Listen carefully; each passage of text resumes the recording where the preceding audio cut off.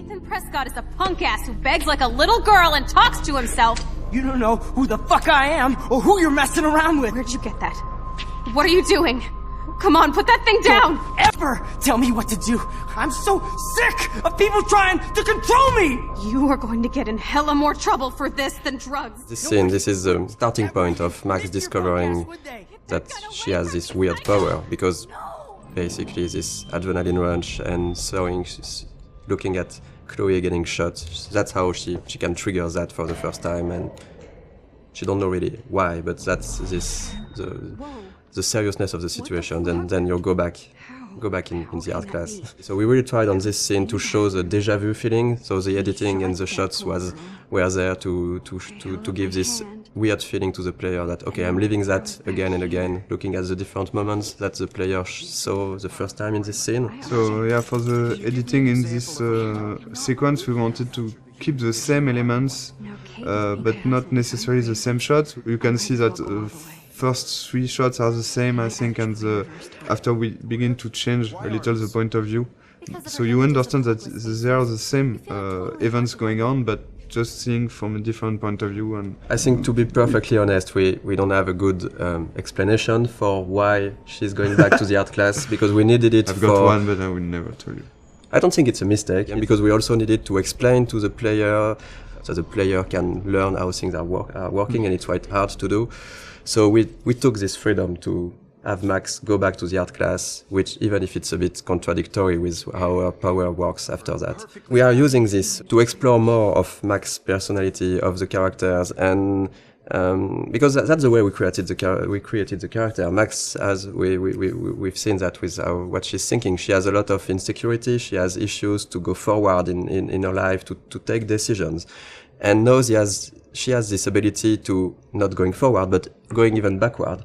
So it's an interesting storytelling device to question with her character and with the player, of course, to question choice and consequences, to question fate, to question really interesting issues. I think Max would never have changed as much as here in our story without this power and without this sci-fi element. So it puts the player in a very interesting position, because she will ask himself why he's doing some interaction. He can undo the interaction and try something else, but also Max, by doing this, will ask herself, am I doing the right decision?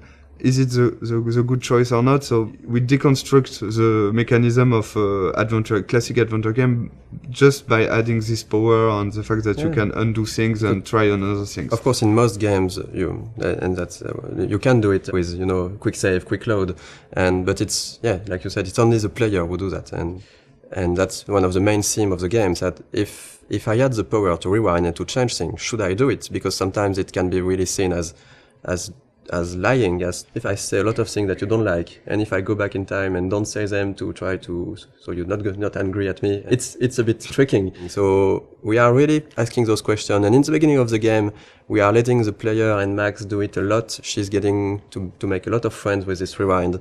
But later in the game, and especially in episode 5, we are really questioning this to see maybe it wasn't the right thing. Maybe what you did to try to lie to people with your power, was it really good? And that's something that can be interesting for the story, but also to ask the player at a moment. I think this is what we wanted to do also with this game, to show that it's difficult to make the choice, and it's even more difficult to live with it, but you have to learn to do that. And even if you could hesitate a lot, there is no perfect way to do things. Okay, if I'm crazy, I might as well go all the way. Can I actually reverse time? So that's basically that the first time the player will actively rewind. So we have Max thinking that, okay, I just got back in time. I'm in the art class, and so that's why we made her break her camera, because we needed to have an element that the player will see that we will rewind, so we can really explain how do you rewind. So Max broke her camera, and then she's thinking, okay, if I got back in time, maybe I can try to do it again and revert that. So that's the first real rewind the player is actively doing. It's okay. We don't really want the players to use the rewind all the time. But since it's important in the beginning of the game to really show the player the tools he have, and it was important for us to have this in this scene, to have a lot of use of the rewind, so he can really, okay, I know how it is now, and now I decide if I use it or not. I hope I have enough time to get to the bathroom. Please, please. I can't tell anybody. They'll think I'm crazy.